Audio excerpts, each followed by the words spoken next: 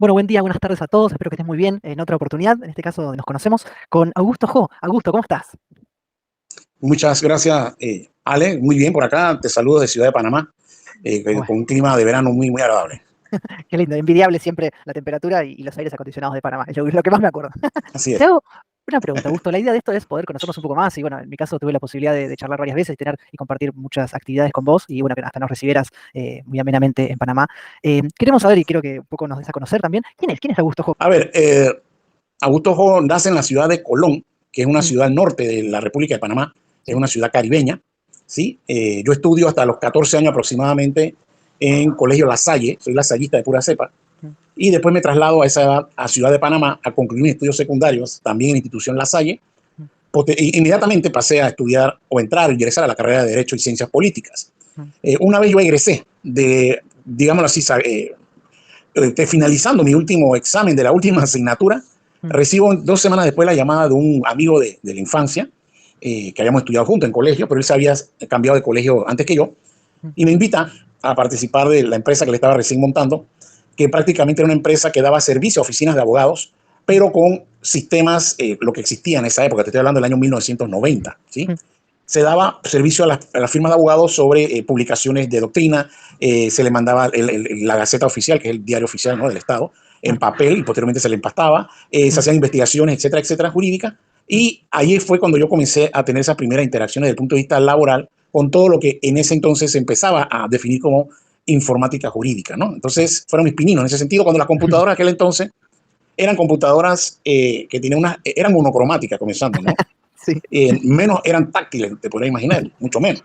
Y tenía unas letritas en color verde fluorescente Mm, que uno podía fácilmente apretar la tecla de Enter, irse a mm. almorzar, tomar siesta, regresar, y todavía el computador no había terminado de procesar, ¿verdad?, la instrucción respectiva. Así que Y esa etapa la viví yo. Y ¿Sí? hasta ese punto tampoco con internet, o sí ya con internet. No, estoy hablando del año 90 y todavía Mm, no se conocía Internet. claro. Claro, había un desarrollo quizá interno, ¿no?, entre los pioneros, pero no estaba Apertus Internet Claro. como hoy día lo conocemos. Mm. Repito, año 90. Claro, ¿Sí? algo Así con lo que que hoy casi que vivimos todo el tiempo y en ese momento se realizaban actividades sin tenerlo, ¿no? así es. Entonces, hoy día las generaciones nuevas, los llamados nativos digitales, realmente no saben qué fue eso. No se imaginan un mundo sin Internet, sin dispositivos, etcétera, ¿no? Claro, Así es. por supuesto. Y tengo una pregunta, Augusto, porque como bien lo desarrollás, bueno, casi que desde el principio tuviste ahí instaurado en vos el derecho. ¿Y qué tenés como actividad hoy en día? ¿Cómo eso se fue desencadenando, esas primeras, si querés, intervenciones, esas primeras actividades laborales en la informática jurídica, como lo decís vos? ¿Cómo fue desencadenando y qué es lo que desarrollás hoy en día? Sí, a ver, yo me mantengo en esta empresa que te menciono, Mm, llegué a gerenciarla, sí. pero ciertamente llegó un momento en que, bueno, como todo profesional joven, sentía que no iba a poder llegar más allá. O sea, había Mm, llegado al tope, ¿no? Era una empresa joven, con personal joven, muy dinámico, con muchas ganas de trabajar, pero llegó un momento que decía, yo tengo que buscar algo más que esto. claro. Y me corrí la suerte bueno, de intentar hacer práctica privada, la he hecho y todavía lo sigo haciendo. Y la vida me llevó por el camino del derecho comercial mercantil, ciertamente. Mm, ¿Sí? Nunca he sido penalista de pura cepa, por ejemplo. mm, Laboral he hecho un poco, pero más mi práctica profesional se ha concentrado en el derecho mercantil, ¿no? De mm, hecho, hoy día en la universidad donde estoy, dicto cátedra de derecho mercantil, mm, porque por supuesto me tocó hacer estudios más avanzados de maestría en esta rama y nunca dejé la docencia, porque inicié la docencia, esto es un punto que es importante mencionarlo, sí. yo inicié la docencia en septiembre de 1993, Mm, por ende, el año pasado cumplí 30 años de carrera docente, bueno, siempre en temas de informática jurídica, como se llamaba la asignatura, claro. y han sido muchos años vinculados a la docencia paralelamente al ejercicio profesional en la práctica privada. Claro. Nunca he sido funcionario público, nunca. Mm, Es un área que no me ha llamado la atención o simplemente la vida no me ha dado esa oportunidad. mm, No es que la anhele, no. Estoy muy claro. cómodo en la docencia Mm, como complemento de mi carrera profesional, ¿cierto? Entonces sí, claro. desde el principio siempre hice práctica privada y sigo haciéndola. Mm, No soy tanto de tribunales ya hoy día, he dejado un poquito la práctica tribunalicia, mm, pero el tiempo que la hice mal no me fue, pero son prácticas que tiene su gente para eso, ¿no? Hay gente que tiene mucha paciencia para esperar años. Mira, yo acabo de concluir un proceso, no vayamos muy lejos, en diciembre concluí un proceso que inicié hace 15 años, ¿no? Entonces, Hay que tener ciertamente tiempo. hay que tener mucho tiempo y paciencia para eso. Yo me digo, más nunca me embarco en algo así. Mm, Entonces, me he manejado en la parte comercial, tratando de dinamizar y recortar procesos. Cuando puedo transar, lo hago, siempre pues velando los derechos del cliente, etcétera. claro. Pero siempre he manejado paralelamente la actividad docente y la actividad de la actividad profesional en el sector privado, ¿no? La parte docente me ha dado la oportunidad también de, pues, en efecto, participar de algunos gremios profesionales que, bueno, si te parece más adelante seguimos hablando, continuaremos hablando de eso, Por ¿no? supuesto. Aparte es un valor agregado que quería resaltar eso, que muchas veces los académicos o la parte académica se centra mucho en la academia y no tanto en la práctica, y muchas veces es muy enriquecedor esto que decís vos, de poder llevar a la práctica, o mejor dicho, a la teoría, la práctica que obviamente tuviste todo este tiempo de ejercicio también, ¿verdad? Es correcto, digo, y eso es lo que yo, dicho sea paso, yo recomendaría, ¿no? Mm, Porque a veces a los docentes se nos pretende tildar que solamente sabemos las cosas por libros o por teoría. claro. Pero si el profesional también tiene la oportunidad de hacer práctica Mm, en el área que enseña, pues se mm, enriquece mucho más. claro. Tú entras a una clase mía y puedes tener la garantía de que voy a citar una serie de ejemplos basados en hechos que yo he vivido en Claro. tribunales, en despachos públicos, con clientes, etcétera, etcétera, ¿no?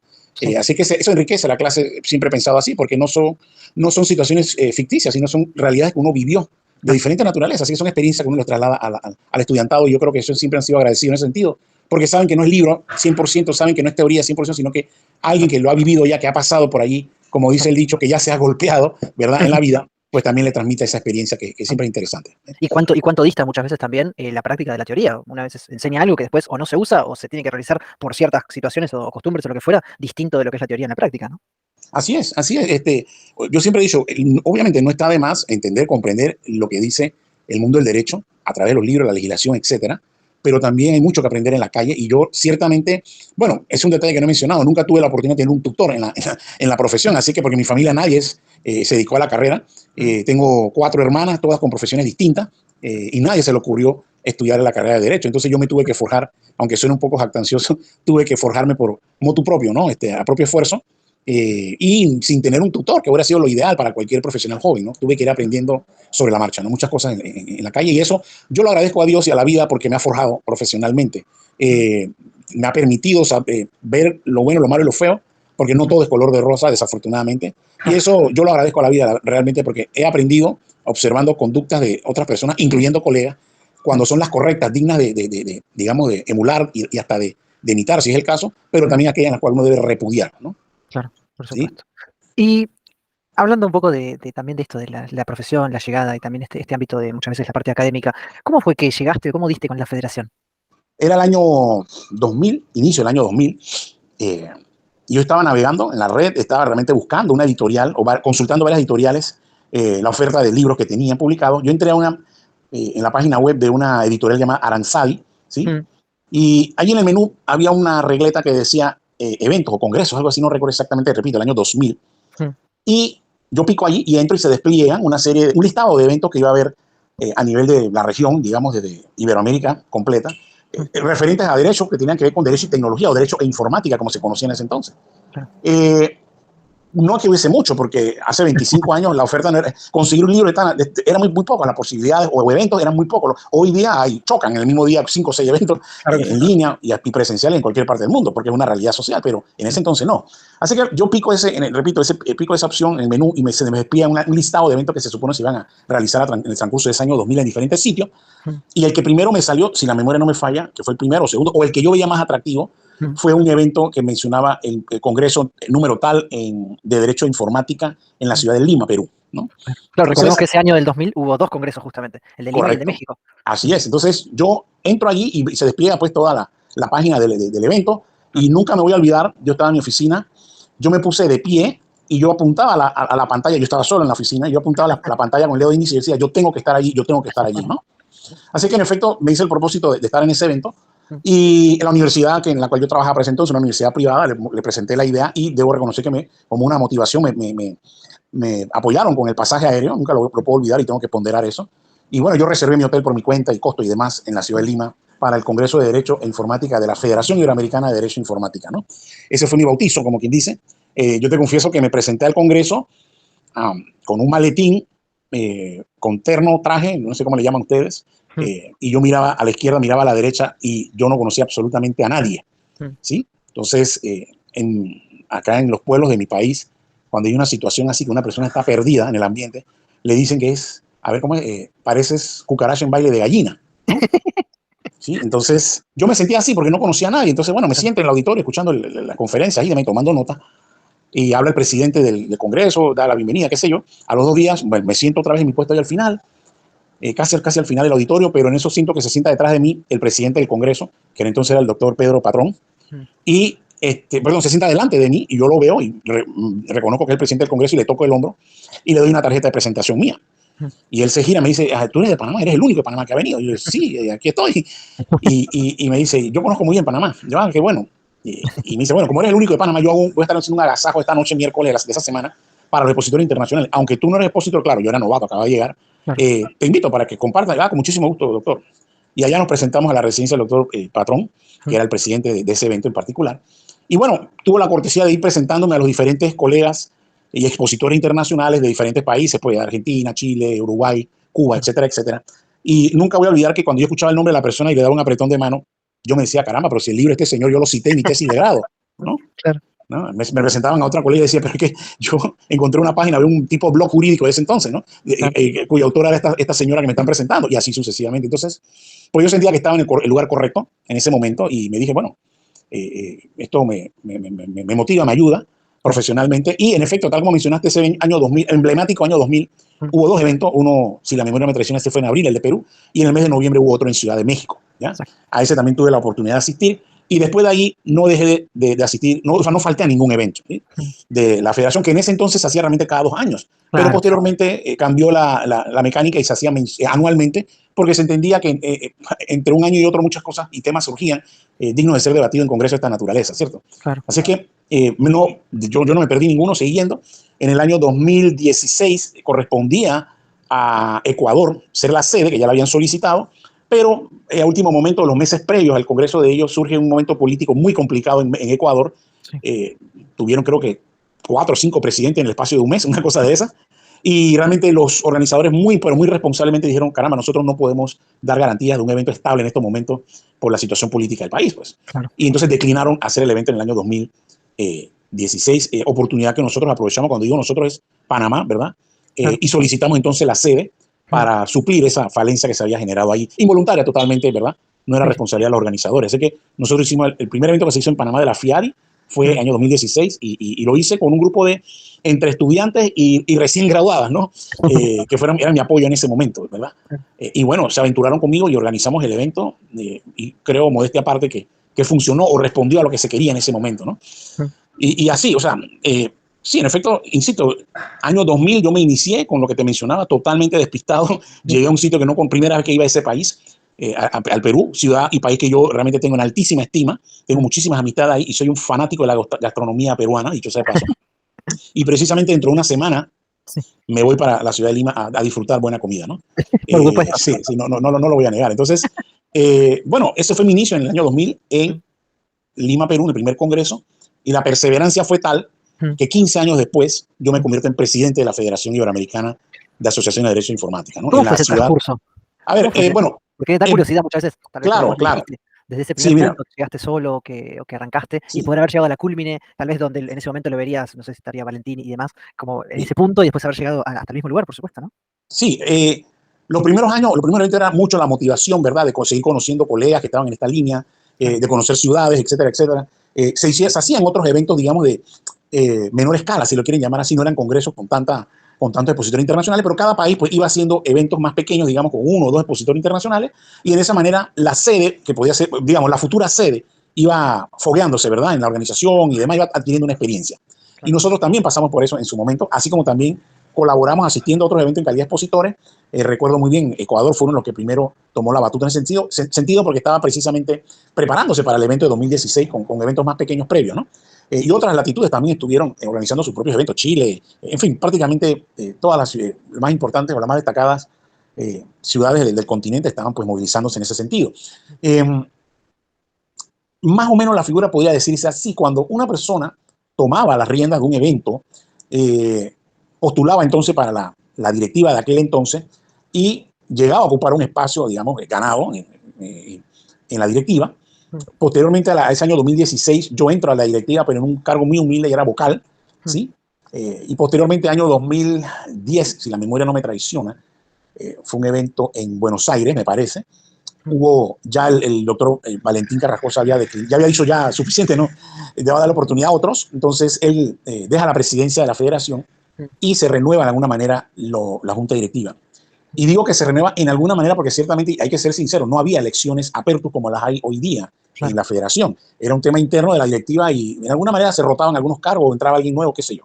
Yo en ese movimiento no participé, me quedé tranquilo en mi cargo de vocal, ¿verdad? Todos los otros cambiaron de posición o ascendieron, yo me quedé humildemente en silencio y sí hice mi compromiso como correspondía con la presidencia de aquel entonces de apoyar, y en efecto lo hice, de apoyar las actividades de la federación. Claro. Esperé en silencio mi momento e internamente me iba preparando en el sentido de seguir conociendo a las personas, Claro. seguir interactuando con ellos, sumar también miembros nuevos también, que era parte de la tarea de la directiva. ¿Sí? Y bueno, cuando se cambian las reglas del juego internamente para celebrar elecciones ya generales, o sea, con la participación de los miembros que reunieran la condición para votar, Claro. yo me postulo en la ciudad de Medellín, Colombia, 2015, ¿sí? Y tuve la gran fortuna de tener una excelente contraria, una persona que es la doctora Patricia Reyes de Chile, y cuando yo supe que ella se iba a candidatizar, le dije, bendito sea Dios, porque tengo una excelente rival política para competir, ¿sí? Claro. Y bueno, los votos decidieron todo, felizmente votos prístinos, votos que no ameritaban ningún tipo de duda ni impugnación, felizmente. Y bueno, tomamos la presidencia en el año 2015 con una directiva completamente renovada, ¿no? En ese entonces instauré, por ejemplo, entre otras cosas, el pago de una cuota, porque realmente la federación nunca manejó un centavo, Claro. y los pocos gastos o los gastos que hubiesen se sufragaban a título personal. Alguien ponía el dinero para pagar, digamos, el nombre de dominio de la federación o cuestiones de esta naturaleza, pero realmente los gastos fuertes caían en los hombros de la entidad organizadora en el país respectivo, sea una universidad, sea el colegio de abogados, etcétera, etcétera. Entonces ellos sí sufragaban los gastos pues, del evento, pero la organización per se no tenía realmente fondos que manejar. ¿Sí? Entonces, bueno, ahí se formaliza se solicitó la personería jurídica, que es un tema que se estaba ventilando por buen tiempo. Inclusive se exploró la posibilidad de registrarla en Panamá con alguna figura jurídica como persona jurídica que tuviéramos, pero en esa revisión de todos los colegas llamamos a la decisión que la más sana, la más económica, la menos problemática y traumática era la legislación uruguaya para poder registrar la federación formalmente, ¿no? Y bueno, allí estuvimos en la presidencia hasta el año 2018, felizmente, y me siento siempre muy contento de ello, de haber en ese periodo del 2015 al 2018, haber tenido buenas sedes para los congresos que se dieron. Nosotros tuvimos en el año 2016, oye, perdón, no sé si dije mal la fecha inicialmente, porque el primer evento de Panamá fue 2006, perdón, 2006, no sé si dije 16, perdón. No, el fue primero 2006. de Panamá 2006, sí, sí. Correcto, entonces ahora, en el 2016, ya estaba yo de presidente y fue el evento en la ciudad de Salamanca, en la Universidad de Salamanca, en España. ¿Sí? En el año 2017 postula la ciudad de San Luis Potosí, en México, y no era una sede improvisada. Yo debo reconocer que el organizador, que es el doctor Carlos Medina, en 2 o 3 años anteriores, me había comentado que él tenía el interés, aún no siendo yo presidente, hago constar, recuerdo en un almuerzo en Ciudad de San José, Costa Rica, me dijo, Augusto, yo me gustaría algún día postular para una sede. Y inclusive recuerdo que me enseñó en su teléfono fotografías del auditorio y la facilidad que tenía su universidad. Y yo dije, caramba, Charlie, adelante, me parece excelente, ¿no? Porque son personas, en su momento, personas jóvenes, como el caso tuyo, Ale, que venían con mucho ímpetu, y no era yo quien para cortarle la jala a nadie, al contrario, yo motivarlo, ¿no? Repito, yo no era presidente todavía. Cuando tomé la presidencia, entonces, Carlos Medina en efecto, cumplió con presentar y postular la sede. ¿Y qué te dejó de enseñanza ese traspaso? Porque como bien lo dijiste, y qué bueno, porque en ese momento haber tenido un presidente que habría, entre comillas, si querés, haber sufrido la experiencia de aparecer en un lugar solo, iniciar en esta actividad y haber podido llegar hasta ese punto, qué bueno poder después derramar, ¿no?, toda esa experiencia y esa contención muchas veces en las demás personas nuevas, como bien lo dijiste vos, que te preocupaste por aquellas personas que iniciaban, en recolectar más personas, ¿verdad? Sí, mira, gracias por esa pregunta porque me da oportunidad para aclarar algunos puntos. Yo en su momento y 2 o 3 compañeros más éramos, digamos, los pipiolos, no sé cómo le dicen ustedes allá, pero los novatos, ¿cierto? Sí. A pesar de ser profesionales y docentes y demás, eran los más Claro. jóvenes. Y había, sí, un grupo inicial que fueron los que empezaron prácticamente la federación, la historia de la federación, que inició en el 84.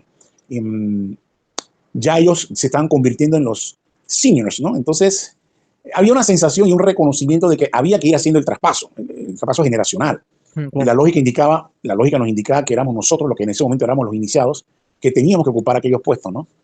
Primero, digamos, un mando medio y después subir al escalón más alto, digamos, si lo quieren plantear así. Claro. Pero siempre todos teníamos, yo siento que todos tuvimos la convicción de que evidentemente teníamos a ser eternos y que había que darle espacio a los jóvenes, así como tuvimos nosotros, cada uno de nosotros, nuestros espacios y nos los concedieron, hay que reconocerlo, ¿no?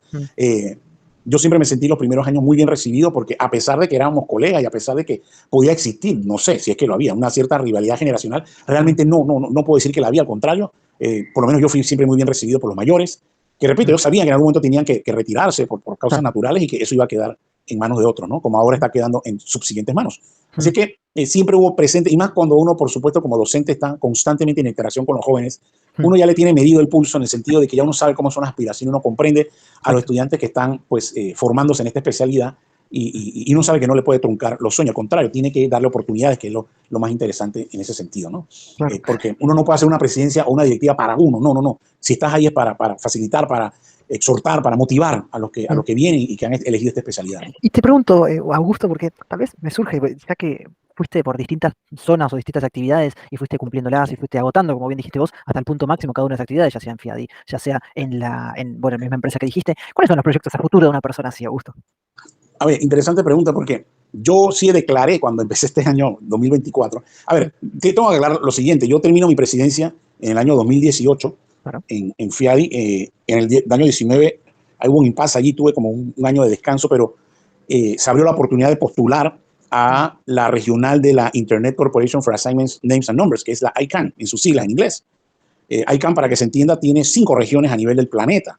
Uno es Latinoamérica y el Caribe, otro es los Estados Unidos exclusivamente, otra región en Europa, la otra es África y la quinta región es Asia, ¿sí? Se abrió la posibilidad para postular en la directiva. Mejor dicho, me postula mi asociación local, que es la Asociación Panameña de Derecho y Nuevas Tecnologías, que está afiliada a ICANN, y se pidió que se presentara un candidato al cargo de vicepresidente, ¿sí?, de la ICANN para Latinoamérica y el Caribe. Yo ejerzo por año y medio ese cargo y posteriormente llega a la presidencia también de ICANN para Latinoamérica y el Caribe en la sección que representamos a los usuarios finales, ¿ya? Claro. En pocas palabras, en la región, a través de la directiva que yo manejaba, dábamos recomendación a la ICANN, digamos, principal casa matriz, ¿sí?, sobre, digamos, el sentir de la comunidad, que es multisectorial, qué pedía o qué necesitaba la comunidad de internautas, ¿no?, visto de la óptica del usuario final. Eso nos dio la oportunidad de interactuar con, ya digo, otros 4 presidentes a nivel del planeta. Y lo interesante con ICANN es que no tiene la oportunidad de conocer no solamente otros gremios, y no solamente, y por supuesto en esta carrera, sino es multisectorial.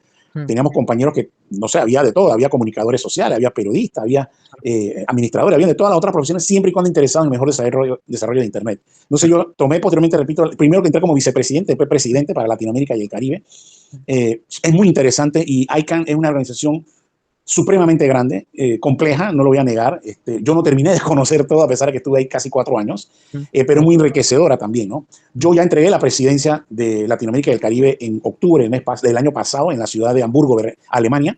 Sí, porque teníamos reuniones por todas partes del mundo. Me dio la oportunidad de conocer ciudades como Malasia, Singapur, Y Países Bajos. conociéndote a vos, no solamente de conocer la ciudad, sino de probar cada una de esas ciudades, ¿no?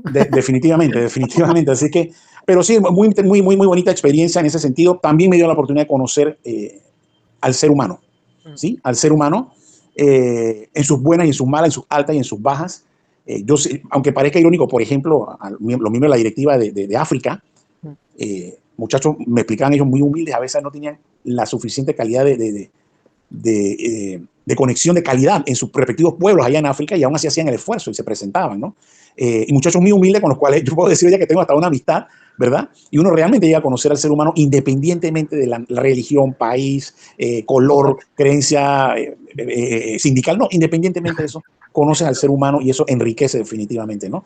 Ahora, ¿dónde está Augusto Hope? Bueno, repito, acabo de entregar la presidencia en el mes de octubre de ICANN para Latinoamérica. Sí me dije que me iba a tomar en alguna manera un año sabático en cuanto a gremios y demás, porque es demandante, Alex, es demandante cuando uno quiere hacer las cosas bien, ¿no? Claro que sí. Así que tienes reuniones a veces a las 2, 3 de la mañana, cuando en el otro lado del mundo son las 3, 4 de la tarde, ¿no? Entonces, Claro. inclusive ese tipo de sacrificio exige, ¿no? Por ende, yo me dije en ese momento, desde el punto de vista de participación en gremio, me dije, bueno, voy a tomar una pausa al menos este año 2024. Claro. Yo sí continúo con mis planes de desarrollar actividades del Instituto de Derecho y Tecnología, del cual me jacto de ser el fundador en la universidad donde me desempeño, que es la Universidad Católica de Santa María la Antigua. Yo he laborado para otras universidades a nivel privado, pero esta Universidad Católica es la más antigua privada en el país, ¿sí? Y bueno, acogieron con brazos abiertos mi idea de crear un instituto de Derecho y Tecnología, y la universidad y la Facultad de Derecho se jacta mucho de ser la primera y única hasta el momento universidad que tiene en su Facultad de Derecho un instituto de esta naturaleza, ¿no? Eso me permite hacer muchas cosas, muchísimas cosas de diferente naturaleza, tanto publicaciones en el extranjero como actividades presenciales o virtuales desde la plataforma de la universidad, publicaciones internas. Hemos también aportado en asociación con otros gremios desde lo que se llama participación ciudadana, ante proyectos de ley hemos aportado también desde el punto de vista estrictamente académico, y en fin, me da oportunidad de hacer muchas cosas, y lo más importante e interesante para mí es que me lo permitan hacer la autoridad de la universidad, porque saben pues que uno va en búsqueda de esa exaltación de la calidad académica y en función del enriquecimiento del estudiantado, sobre todo, ¿no? Que está ávido de temas de esta naturaleza y que yo siempre he planteado que no se le puede, nosotros no podemos permitir como institución académica que el estudiante de Derecho egrese de nuestras aulas de clases sin tener una formación actualizada, sobre todo en esta sociedad digital, ¿verdad? Que es lo que, como yo corregía a un colega docente en estos días, no es el futuro, profesor, decía, es el ya, es el presente, esto ya está sucediendo, ¿sí? Hace 20 años hablamos de documento electrónico y de las primeras legislaciones, y ya estamos hablando de metaverso, inteligencia artificial, etcétera, ¿no? Entonces, Sí. eso también es otro punto que no le he mencionado, pero también esta especialidad me ha permitido, pues, estar constantemente, Alexis, estar actualizándome, ¿no? Claro. Y uno, lo confiesa, uno no puede desdeñar el rol que tienen los jóvenes porque te digo, yo no soy de los que se cree, por ejemplo, ya yo llegué a la cúspide. No, señor, los chicos que vienen debajo, que tú eres un vivo ejemplo de ello, como le he dicho a muchos colegas, estos chicos están empujando fuerte, ¿cierto? Entonces, son personas dedicadas, están estudiando, están trabajando en estos temas, están pues aportando también, y hay que darle sus espacios, ¿no? Así que realmente no es que uno haya llegado a la luna, al contrario.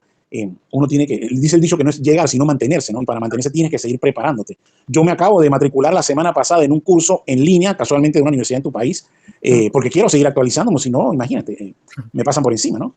Bueno, ¿y qué hubiese pasado en ese caso? A ver, si le sacamos a Augusto, Jo, el derecho, o sea, si no hubiese sido vos esa rama que, bueno, como bien lo decías al principio, que casi que te eligió, no solamente que lo elegiste, el derecho y la actividad profesional como abogado en ejercicio y demás, ¿qué hubiese pasado si te sacaban el derecho? Como, ¿qué hubieses hecho? ¿Cuál hubiese sido tu actividad? ¿Te imaginas que hubieses desarrollado? A ver, trasladémonos a, ¿qué? 35 años atrás, Bueno, más o menos, unos más, unos menos, pero ¿qué sucede? En ese tiempo las profesiones eran ingeniero, médico, abogado, punto, ¿cierto? claro. Ya no había mucha oferta, no había muchas especialidades. Por ejemplo, yo estoy seguro que para esa época que una persona diga, bueno, mi profesión es influencer, no hubiera dicho nada, ¿no? Y hoy día sabemos que hay muchos influencers que facturan más que un médico y que Claro. un abogado juntos, pero en fin. Lo que sí es cierto, ahora ya dándole respuesta profunda a tu consulta, es que en algún momento, mi vida adolescente, digamos, a mí se me ocurrió que podía estudiar arquitectura. Mm, ¿Por qué? Porque en mi familia, yo tengo 4 hermanas, soy el único varón, sí. todos yo diría que lo heredamos porque papá también era muy buen dibujante, pero no lo hacía por, vaya, ni siquiera por diversión ni entretenimiento, lo hacía esporádicamente, digamos. Y Mm, mis hermanas también tienen mucha habilidad para el dibujo, siendo todos así natos, ni siquiera estudios profundos en eso. Y este servidor también, siempre en la sí. adolescencia tenía facilidad para dibujar, ¿no? Y yo pensaba, y pensaba en ese entonces que eso era un plus para la carrera de arquitectura, ¿no? Claro. Pero cuando estudio los últimos años de la escuela secundaria, cuando me encuentro con la física, con la matemática, con integrales y etcétera, yo dije, esto no es lo mío, ¿no? Definitivamente que no, yo no estoy para esto. Entonces me di cuenta, y con exámenes también, análisis que nos hacían en la escuela secundaria en aquel entonces, a través de unas pruebas que hacían, Sí. lo orientaban a uno a decirle, bueno, tú sirves para las letras, o al otro le decían, no, olvídate, tú no eres para ingeniería, tú sirves más para ciencia, o qué sé yo, ¿no? Le iban Claro. orientando a uno. Y yo recuerdo haber hecho ese examen psicológico en el último año del colegio, y cuando me llaman a capítulo con la psicóloga, me dice la primera pregunta, ¿qué usted piensa estudiar? Y bueno, yo estoy ya pensando en estudiar Derecho. Dice, bueno, menos mal, porque aquí le salió en su test, en su prueba, le salió que usted era para Derecho o para Periodismo, pero ni para Medicina ni para Ingeniería. Y le dije, Dios me libre de estudiar Medicina porque cuando yo una gota de sangre me desmayo, no sirvo para eso, ¿no? Pero bueno, ahí sí ya yo tenía definido dos últimos años Claro. que quería estudiar Derecho, ¿no? Y en efecto así fue inmediatamente saliendo del colegio secundario. Y comentame, porque eso es algo que recurrentemente está bueno tal vez poder sacarlo o poder robarte un poquito de esa información. ¿Qué le dirías o qué consejos le podrías dar a aquellas personas que están ya sea iniciándose en la actividad del derecho, tanto profesional, como bien lo decías que desarrollas vos, o en los estudios mismos o en la investigación de este tipo de áreas del derecho informático? ¿Cuál sería, a modo de cierre un poco también de la charla, cuál sería esas recomendaciones que le podrías dar para empezar tal vez un escalón más arriba en esta escala, ¿no? Que estábamos diciendo antes de la investigación y demás? Bien, mira, podríamos tocar rápidamente dos, tres puntos de diferente ángulo. Mm, Desde el punto de vista del individuo como ser humano, una persona ya de mi edad, digamos, eh, yo le podría decir que sean perseverantes en lo que ustedes consideran que es lo suyo. No hay nada de malo si usted desiste de una idea que usted está convencido que no va, ese no es su camino, ¿sí? Nos decía un colega y juez hace muchos años, nada indica que usted no va a ser un profesional, pero de repente usted no sirve para la ingeniería, de repente usted sirve para médico o viceversa, ¿cierto? claro. Pero uno tiene que escuchar lo que le dice su yo interior en cuanto a una especialidad o un camino determinado, Mm, y una vez usted decida, evalúe y decida, sea perseverante. mm, Yo creo, y ahora me retrotraigo a la conversa de esta noche, mm. cuando yo le comentaba que yo empecé el año 2000 totalmente despistado en un primer evento, y bueno, fui perseverante al punto que 15 años después, me Mm, convertí en presidente de esa organización. mm, ¿Sí? Así que yo creo que el tema también, repito, si su corazón y su mente se lo dice, sean perseverantes, no desmayar. mm, Todo ser humano tiene altas y bajas en su vida personal, familiar, etcétera, sí, pero el ser humano también cuenta con el elemento de lo que se habla hoy mucho, resiliencia, ¿no? Sí. Para volver a reinventarse y tomar las riendas, ¿no? Claro. Eso de ese punto de vista humanitario y sobre todo, sean buenas personas. Mm, No le hagan mal a nadie, no vale la pena, mm, ¿sí? Y yo soy un convencido, porque lo he visto, que la vida pasa factura, ¿sí? mm, Muchas veces pensamos que no estamos saliendo con la nuestra, ¿verdad? mm. Me salí con la Claro. mía, Ujú. pero a la vuelta de la esquina está la factura que nos está esperando, ¿no? Claro, por supuesto que Eso sí. por una parte. Así que yo le podría Mm. decir, y por ahí he leído algunos memes o stickers en las redes que dice que, ¿cómo es? Que una mala persona nunca llega a ser un buen profesional. Y yo Ujú. creo que es cierto, ¿no? Desde el punto de vista de la profesión y la especialidad, Alex, yo te puedo decir que este es un reto enorme. Si lo era para aquellos que empezamos hace 30, 35 años, yo creo que las generaciones actuales tienen un reto doble, aunque también hay que reconocer que tienen una ventaja, y explico. Mm, Tienen una ventaja porque son nativos digitales, ¿sí? claro. Conocen la tecnología prácticamente desde que nacieron, en los últimos 20, 25 años, ¿sí? Cosa que Mm, no nos correspondió necesariamente a nosotros, tuvimos que adaptarnos a las tecnologías. mm, En segundo lugar, repito que el tema es un reto grande para las nuevas generaciones. Esa es una ventaja, sí, ser nativo digital, pero por otro lado, esto va muy rápidamente. mm, La humanidad ha avanzado en los últimos 50 años más rápido que en los últimos 5 siglos. Y eso no lo podemos claro, negar, es gracias a tecnología, claro. ¿sí? Entonces, no hay tiempo que perder, ¿no? En el sentido de que si usted elige una especialidad como esta, constantemente va a tener retos, Mm, constantemente va a tener retos. Yo estoy a mi edad todavía comprando libros, visitando librerías, tomando cursos, ¿sí? mm, Porque siento que todos los días sale algo nuevo en esta especialidad y que hay que ser perseverante en la formación, ¿verdad? Y ser mm, honesto con uno mismo, ¿no? Si uno le gusta esto, mantenerse ahí, ¿verdad? Preparándose, actualizándose, compartiendo con colegas. Los mm, coloquios jurídicos son buenos, son interesantes. Estar pendiente de las publicaciones, que hoy día tenemos de todo, ¿no? Para comunicarnos. En cuestión de segundos nos enteramos de lo que sucede en otra parte del mundo claro. e ir filtrando información que nos puede realmente nutrir, ¿no? Yo sé que hay Mm, muchas publicaciones que son graciosas o de entretenimiento en las redes y demás, pero también saber filtrar y buscar un momento para extraer información que es de valía, ¿verdad? mm, Para la formación de uno como profesional, ¿no? Así claro. que, no sé, grosso modo, si eso sirve, yo le diría que para la nueva generación ese sería el consejo: ser perseverante, no se engañe a sí mismo. Si usted quiere esto, porque Mm, yo siempre he dicho al estudiante de Derecho, lo primero que tiene que hacer es enamorarse.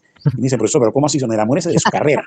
claro. Enamórese de su carrera y después se casa con su profesión, ¿sí? Mm, Entonces, cuando usted ya adquiere ese compromiso, ya usted va en esa vía, ¿verdad? mm, Que en este caso en particular de la especialidad de tecnología, señores, nosotros, bueno, ustedes son países más futboleros, nosotros somos un poco más de béisbol, ¿no? totalmente. Y aquí hay una frase que dice, la pelota pica y se extiende. Dice Mm, cuando el bateador de béisbol da un batazo, cae en la mitad del campo, pero no se detiene la bola, sino pica y va más adelante. Así que el asunto va por lo largo, como quien dice, ¿no?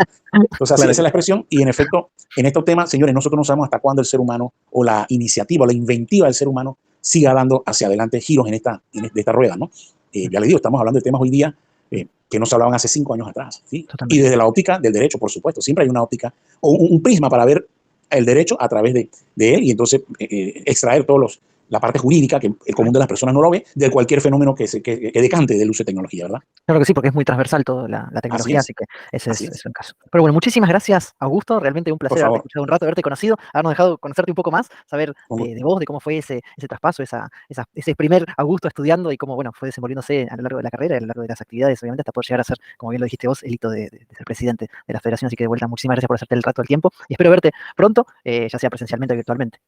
con muchísimo gusto, Alex.